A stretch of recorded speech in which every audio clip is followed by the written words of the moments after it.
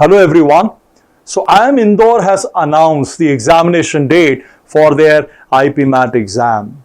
As you know, IIM Indore was the first IIM in India to have started IPM program, and they have been doing a brilliant job with their program. And over the last so many years, they have produced several successful IPM graduates.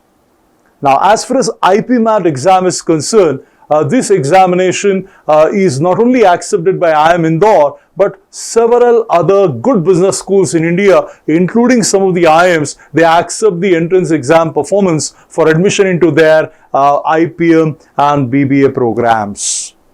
So, IIM Indore has announced that IPMAT 2026 exam will take place on 4th of May, which happens to be a Monday, and this examination will be conducted in afternoon. So this is an interesting development. Now that you know the date, now is the time to start your preparation for this all-important entrance exam. And if you are planning to write this exam, if you have not yet joined time for the IPM program, do so at the earliest. So with this, I have come to the end of this video, and if you like this content, do hit the like button and do subscribe to our channel because we regularly upload this kind of useful content. Thank you everyone for watching this.